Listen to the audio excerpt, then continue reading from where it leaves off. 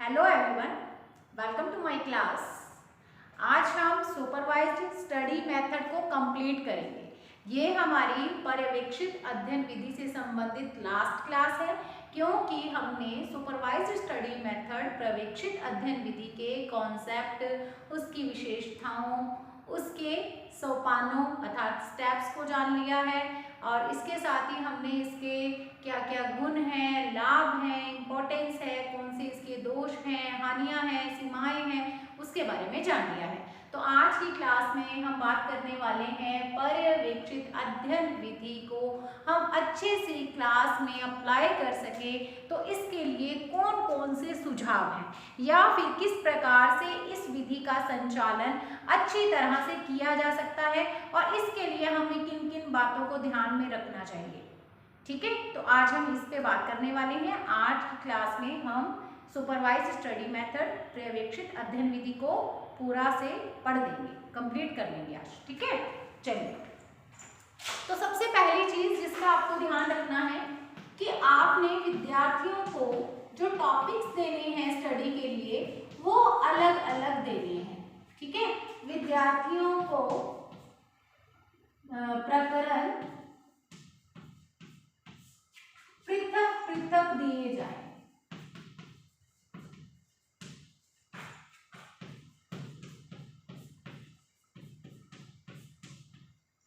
ठीक है, विद्यार्थियों को जो टॉपिक्स आपने देने हैं वो अलग अलग देने। जैसे कि हमने सोपान पढ़े थे, या मैंने वैसे भी आपको बता दिया था कि स्टूडेंट्स इसमें क्या किया जाता है। इसमें या तो पूरी क्लास को एक जैसा टॉपिक दे दिया जाता है स्टडी के लिए, या फिर उन्हें ग्रुप्स में डिवाइड किया जाता है। ठीक है, तो यहाँ पे सबसे अच्छा सुझाव, या अगर आपने इस मेथड को अच्छे से अप्लाई करना है तो आपने क्या करना है, आपने इसका संचालन अच्छे से हो सके इसके लिए आपने जो भी विद्यार्थी हैं उनको अलग अलग टॉपिक देना है। अलग अलग देने का मतलब आप ध्यान से सुन लीजिए। आप बोलोगे कि अब आप कह रहे हो अलग अलग दीजिए, तो ऐसा भी आप कर सकते हो कि सबको एक एक टॉपिक दे सकते हो, या फिर आप क्या करें, ग्रुप में जो डिवाइड करने की हम पहले ही बात कर चुके हैं, तो आप बच्चों को ग्रुप्स में डिवाइड करके फिर उनको टॉपिक दे दीजिए। सारी क्लास को एक जैसा काम मत दीजिए। रीजन है इसका, वैसे तो जब गुण बताए हैं, दोष बताए हैं, कॉन्सेप्ट बताया है, तो वहां पे बहुत बार इसकी चर्चा मैं पहले ऑलरेडी आपसे कर चुकी हूँ, लेकिन फिर भी बता देती हूँ कि जब आप एक जैसा काम पूरी क्लास को देते हैं तो यहाँ पे हमें ये पता है, हम टीचर हैं, कि हमारी क्लास में सभी के सभी बच्चे एक जैसे लेवल पर स्टैंड नहीं करते हैं, ना तो योग्यता के आधार पर, ना क्षमता के आधार पर, और ना ही बुद्धि के आधार पर, और इवन यहाँ तक कि आयु के आधार पर भी अलग अलग है सबकी आयु। ठीक है, फिर आप कहोगे कि आयु इतनी कितनी अलग अलग है, भला ही थोड़ा सा ही फर्क हो, लेकिन कई बार तो आपको एक ही क्लास में दो बच्चे ऐसे दिखाई देंगे जिनमें 1 साल का भी फर्क होता है।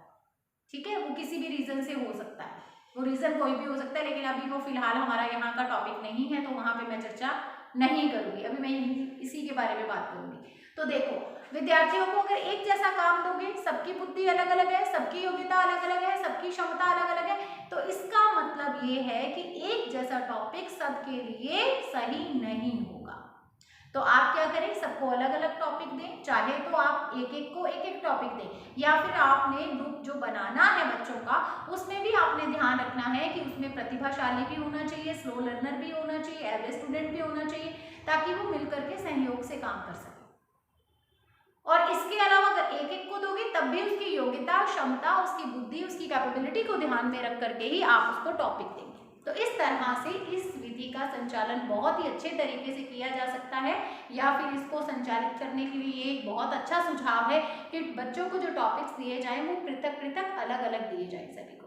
ठीक है, चलिए अब दूसरे सुझाव पे बात करती हूँ मैं आपसे।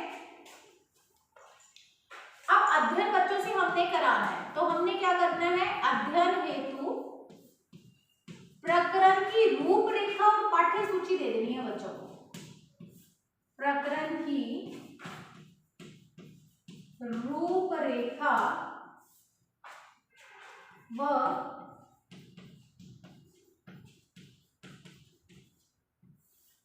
अध्ययन की रूपरेखा यानी प्रकरण की जो रूपरेखा है वो बतानी है, और इसके साथ ही हमें जो पाठ्य वस्तु है उसकी सूची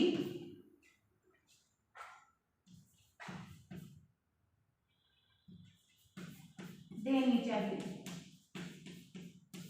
ठीक है, अध्ययन हेतु प्रकरण की रूपरेखा और इसके साथ ही पाठ्य वस्तु की सूची देनी चाहिए। किसको देनी चाहिए, किसके द्वारा दी जानी चाहिए?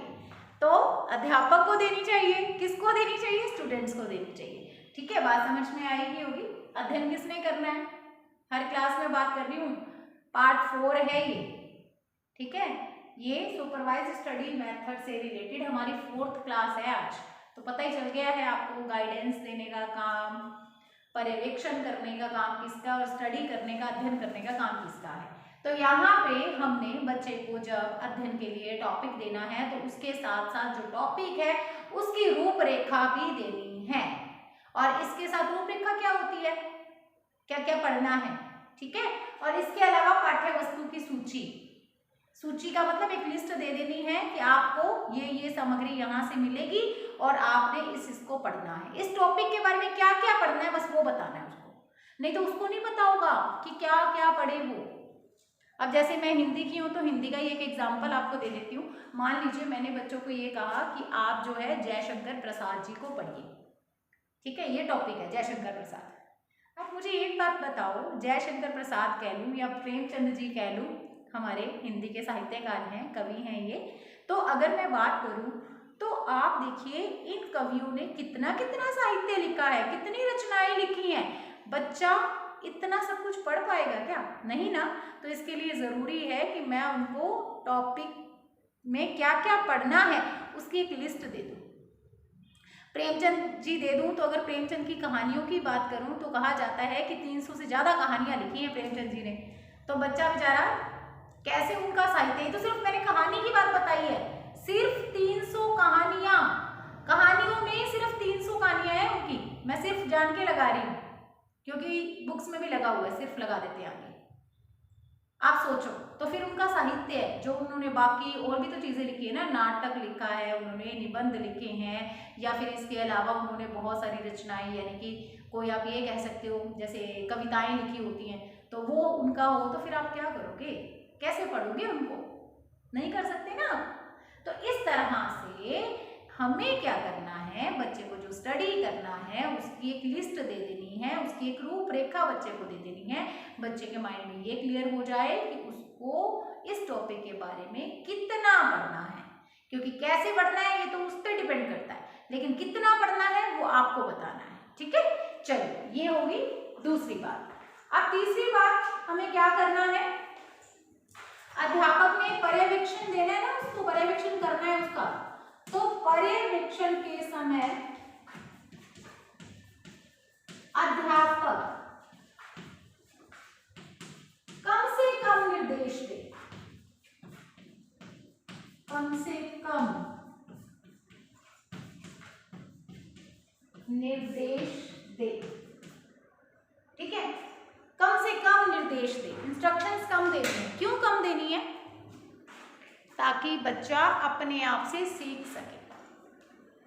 अगर आप उसको हर एक बात पे बार बार रोकते रहेंगे, टोकते रहेंगे, तो वो अपनी गति से, अपनी योग्यता, अपनी क्षमता के आधार पर नहीं सीख पाएगा। हमने तो सिखाना है ना उसको, उसकी योग्यता क्षमता के आधार पर, तभी तो ये बेस्ट मानी जाती है ये मेथड, ये विधि। तो हमने बच्चे को ज़्यादा इंस्ट्रक्शंस नहीं देनी है, उतनी ही इंस्ट्रक्शंस देनी है जितनी कि उसके लिए ज़रूरी है। और दूसरी बात मैंने आपको बताई है, जैसे कि अगर हम ऐसा करेंगे तो क्या होगा, बच्चा अपने तरीके से नहीं सीख पाएगा, उसके सीखने में बाधा आएगी। इसलिए आपने ये काम करना है एज अ टीचर। नेक्स्ट बिंदु, पर्यवेक्षण अध्ययन की जो अवधि है, अध्ययन की अवधि निश्चित होनी चाहिए।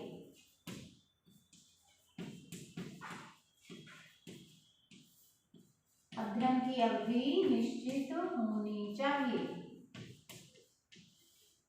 ठीक है, अवधि निश्चित होनी चाहिए। इसका मतलब क्या है? इसका मतलब ये है कि स्टडी के लिए जो आप टाइम देंगे बच्चे को, आपने प्रकरण दे दिया है, अलग अलग सबको दिया है, फिर आपने क्या किया, उसकी रूपरेखा उसको बता दी है, जो उसकी लिस्ट है वो पकड़ा दी है, आप कम से कम निर्देश दे रहे हैं, तो यहाँ पे जो टाइम होगा वो डिसाइडेड होगा ऑलरेडी कि आपको ये स्टडी इतने टाइम में कंप्लीट करनी है।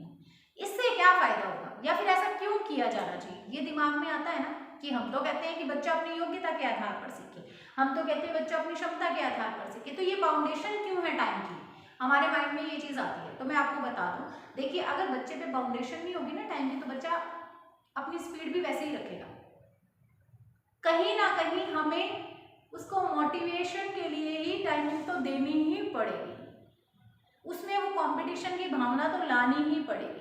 आप देखिए अगर आप एग्जाम पेपर देने के लिए बैठे हैं और वहाँ पे जो भी आपको 2 घंटे का टाइम है या 3 घंटे का टाइम है वो बर्डन नहीं है, तो आपको क्या लगता है कि आप वो जो 2 घंटे में पेपर कंप्लीट करते हैं, 3 घंटे में पेपर कंप्लीट करते हैं, अगर आप पे कोई टाइम लिमिट नहीं है आपकी, आप कभी भी उसको कितने भी घंटे लगा सकते हो, तो आपको लगता है कि आप सुबह से लेकर के शाम तक उसको कंप्लीट कर पाओगे? नहीं कर पाओगे ना। क्यों? क्योंकि अवधि नहीं है ना कोई निश्चित, आप कभी भी कर सकते हो, तो आप उतने ही लेजी हो जाओगे, उतना ही धीरे धीरे काम करोगे, आपका ध्यान उतना ही इधर उधर भटकेगा। आप इसको कैसे चेक कर सकते हो? आप 3 घंटे के एग्जाम में बैठे हो और आपको सिर्फ एक क्वेश्चन करना है और अभी पीछे 1 घंटा पड़ा है, 2 घंटे में आपने सारा पेपर कर लिया है और आप 3 घंटे से पहले जा नहीं सकते हो छोड़ करके, ठीक है? आप उस पेपर को छोड़ करके आप 3 घंटे से पहले जा नहीं सकते, जब तक 3 घंटे नहीं होंगे तब तक आप नहीं जा सकते पेपर छोड़ के, ये आप पे कंपल्सेशन है। अब पीछे 1 घंटा है और आपको क्या करना है, एक क्वेश्चन करना है, वो भी 10-15 मिनट का ही है, तब आप क्या करते हो, इधर उधर बंगले ही झांकते हो ना अपने, यही होता है ना, ध्यान भटकता है आपका उस टाइम पे। इसलिए अगर अवधि निश्चित होगी तो बच्चे की स्पीड भी तो अपने आप ही बन जाएगी, उसका ध्यान इधर उधर नहीं भटकेगा। किसी भी काम को करने की जब हमारे पास एक निश्चित समय सीमा होती है, लिमिटेशन होती है, टाइम लिमिट होती है, तो हम उसके अकॉर्डिंग अपनी स्पीड को सेट कर लेते हैं।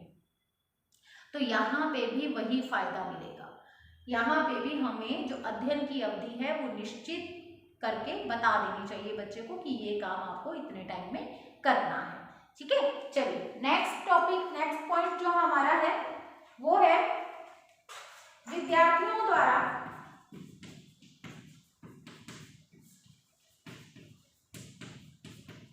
स्वयं के अध्ययन की समीक्षा या आलेख यानी कि रिकॉर्ड तैयार करना, ये भी बहुत अच्छा सुझाव है। बच्चा जो भी कुछ पढ़ेगा, जिसका भी अध्ययन करेगा, उसको क्या करना है, उसकी एक रिपोर्ट यानी कि आलेख, जिसको हिंदी में रिपोर्ट को आलेख बोलते हैं, वो तैयार करना है या फिर कोई समीक्षा तैयार करनी है, ठीक है? कि उसने क्या क्या पढ़ा, कहाँ कहाँ से पढ़ा, तो उसको एक रिपोर्ट तैयार करनी है लिखित रूप में। ये भी एक बहुत अच्छा सुझाव है, ठीक है? ऐसा करने के लिए बच्चे को कहा जाना चाहिए। उसके बाद जो अगला बिंदु है हमारा, प्रकरण ऐसे होने चाहिए प्रकरण ऐसे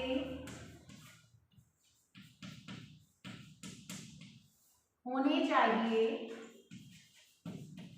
जिनसे संबंधित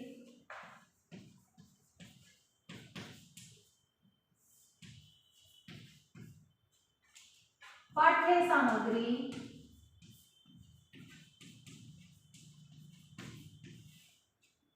पुस्तकालय में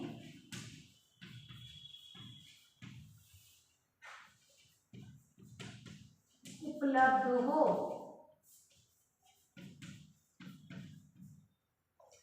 ठीक है, प्रकरण ऐसे होने चाहिए जिनसे संबंधित पाठ्य वस्तु पुस्तकालय में उपलब्ध हो।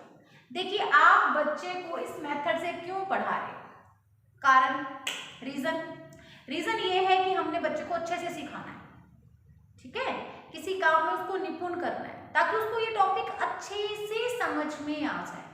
तो क्या उसका, इससे हम ये कह सकते हैं कि उसकी जो मेंटालिटी है उसका इससे संबंध नहीं है, है ना? उसको याद करना है, टॉपिक को स्टडी करना है, सब कुछ है। यानी हमने क्या करना है, उसकी मुश्किलों को बढ़ाना नहीं है बल्कि उसकी मुश्किलों को आसान करना है। ये बात तो समझ में आती है ना मेरी? क्यों इस मेथड का हम यूज कर रहे हैं? ताकि बच्चे अपनी योग्यता, अपनी क्षमता, अपनी बुद्धि के अनुसार किसी भी काम को अच्छे से सीख ले, किसी भी टॉपिक को अच्छे से समझ ले। इसलिए हम अप्लाई कर रहे हैं ना इस मेथड को।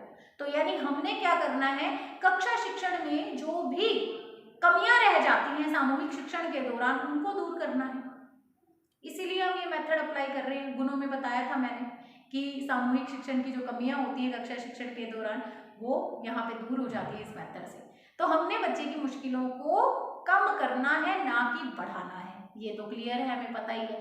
तो यहाँ पे जब हम कुछ ऐसा उसको प्रकरण दे देंगे जिससे संबंधित कंटेंट हमें पुस्तकालय में उपलब्ध ही नहीं हो सकेगा, या बच्चा उसको पा ही नहीं सकेगा, बच्चा उसको प्राप्ति नहीं कर सकेगा, तो बच्चा और भी ज्यादा उलझ जाएगा।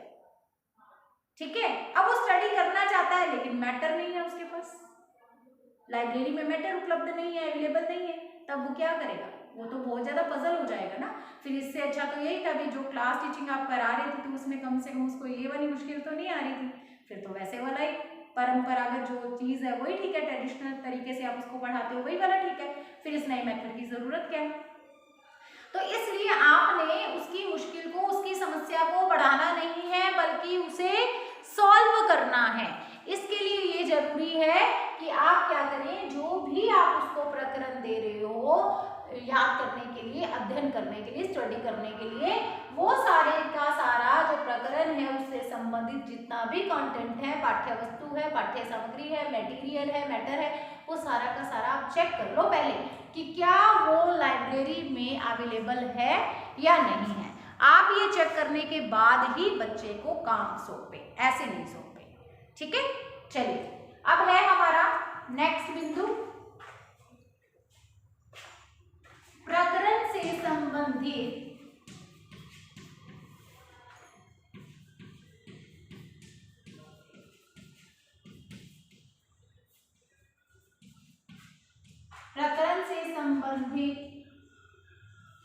प्रयोगशाला में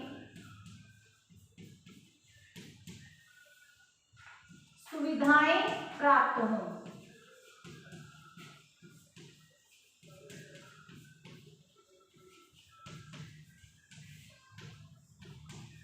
ठीक है, जो भी आप बच्चे को टॉपिक दे रहे हैं जिससे संबंधित उसको अध्ययन करना है, स्टडी करनी है, उससे संबंधित जिस तरह से मैंने बताया कि पुस्तकालय में सारी की सारी सुविधा या मैटर या मटेरियल या पाठ्य सामग्री उपलब्ध होनी चाहिए, उसी तरह से अगर उसका टॉपिक यहाँ पे लैब से संबंधित है, प्रयोगशाला से संबंधित है, तो प्रयोगशाला के अंदर भी वो सारी की सारी सुविधाएं उसको मिलनी चाहिए। ठीक है, अब आप ये समझ लीजिए कि अगर मैं प्रयोगशाला की बात करूँ ना स्टूडेंट्स आपसे, तो आप सभी जानते हो कि प्रयोगशाला जब ऐसे दिमाग में आता है, जब हम स्कूल में पढ़ते थे तो इसका मतलब था कि भाई प्रयोगशाला की बात हो रही है, लैब की बात हो रही है, मतलब साइंस की बात हो रही होगी, साइंस सब्जेक्ट की बात हो रही होगी, ऐसा ही आता था ना दिमाग में। लेकिन अब ऐसा नहीं है। आई थिंक आपको सभी को ही पता है, मैथ्स की भी लैब होती है, ज्योग्राफी की भी लैब होती है, इवन यहाँ तक कि मैं बात करूँ आपसे तो हिंदी की भी लैब है, भाषा प्रयोगशाला जिसको कहते हैं, लैंग्वेज की भी लैब होती है। तो लैब तो सभी की होती है, सभी सब्जेक्ट की लैब होती है ना।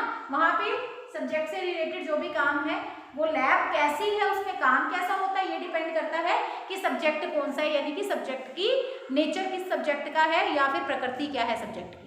ये चीज हम सबको पता है ना। तो यहाँ पे वही बात मैं आपको बताना चाह रही हूँ कि अगर आप बच्चों को ऐसा कोई टॉपिक दे रहे हैं जो कि या जिसमें कि प्रयोगशाला की आवश्यकता पड़ने वाली है, अर्थात बच्चों को हमें प्रयोगशाला में लेकर के जाना पड़ेगा, अर्थात आपका कोई भी सब्जेक्ट हो सकता है, क्योंकि मैंने आपको बताया है कि ये जो सुपरवाइज्ड स्टडी मेथड है, वैसे तो 4th क्लास है ये बताते हुए, ये सब जगह पे सब टीचिंग में काम आती है। आप चाहे कोई भी सब्जेक्ट टीचिंग की बात करें, वहाँ पे उसके मेथड्स की बात करें, किसी भी सब्जेक्ट को पढ़ाते हुए इसका आप प्रयोग कर सकते हो। तभी तो ये सभी टीचिंग सब्जेक्ट्स में आती है, सभी में आती है ये। तो इसीलिए यहाँ पे जब भी आपने टॉपिक बच्चे को देना है तो आपको ये ध्यान में रखना है कि आपने बच्चों को जो टॉपिक दिया उससे संबंधित जब बच्चे लैब में जाएंगे तो क्या सारी की सारी सुविधाएं बच्चों को वहाँ पे मिल पाएंगी, क्या जो भी उनको टूल्स चाहिए वो वहाँ पे अवेलेबल हैं या नहीं है। इस बात का ध्यान कौन रखेगा? आप रखोगे। आप आप काम करा रहे हो तो आपको ही इस चीज का ध्यान रखना होगा। ठीक है, तो पुस्तकालय का भी देख के आना पहले, टॉपिक देने से पहले कि पुस्तकालय में वो सारी चीजें उपलब्ध है या नहीं है, और उसके बाद प्रयोगशाला में, लैब में भी अगर प्रकरण ऐसा है जहाँ पे लैब में बच्चे काम करेंगे जा करके सीखने के लिए, अधिगम करने के लिए, तो आप लैब में भी देख के आइए कि क्या सारे के सारे टूल्स वहाँ पे, सारी की सारी सुविधाएं, फैसिलिटी बच्चों को मिल जाएगी ना, कोई प्रॉब्लम तो नहीं आएगी। चलिए, हमारा नेक्स्ट बिंदु है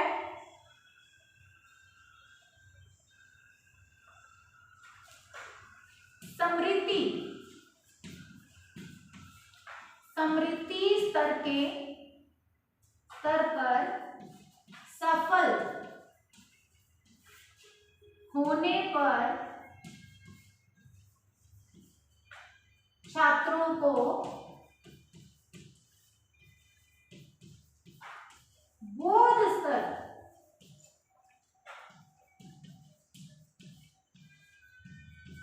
में प्रवेश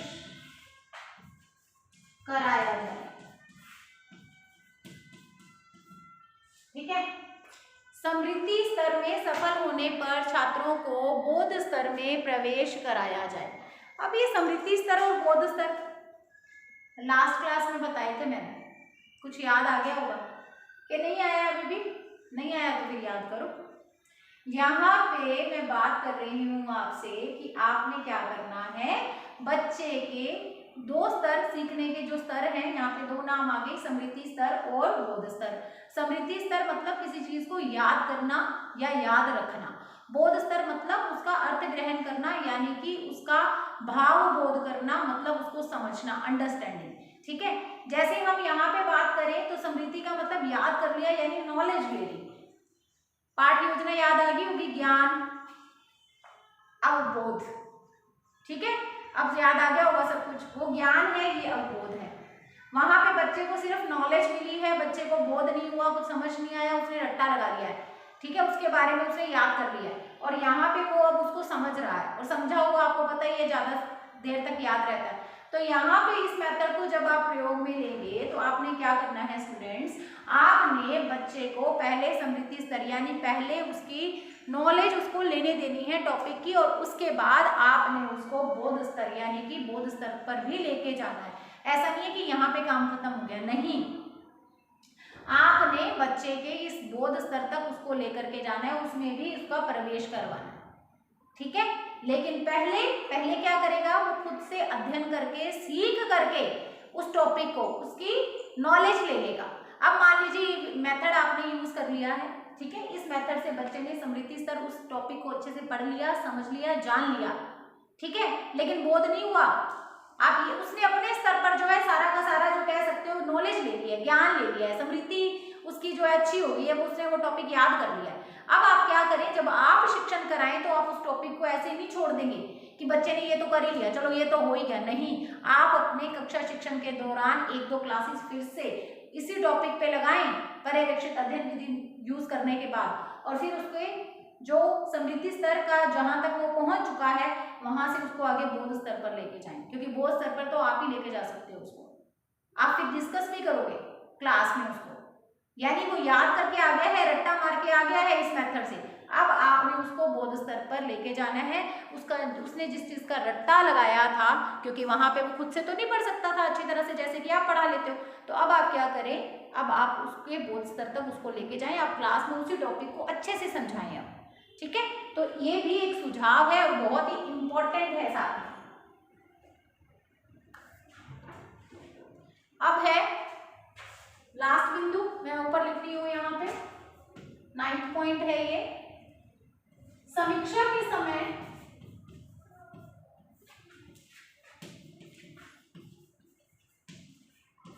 भावात्मक पक्ष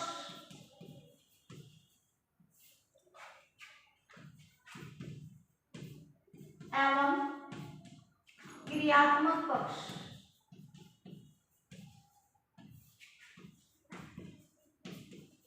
पर भी बल देना चाहिए,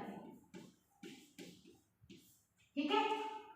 हानियां जब मैंने पढ़ाई थी आपको पिछली कक्षा में, तो मैंने बताया था ना कि इसकी एक दोष सीमा हानि है कि इसमें केवल और केवल ज्ञानात्मक पक्ष के विकास पर बल दिया जाता है, भावात्मक और क्रियात्मक पक्ष पर ध्यान नहीं दिया जाता।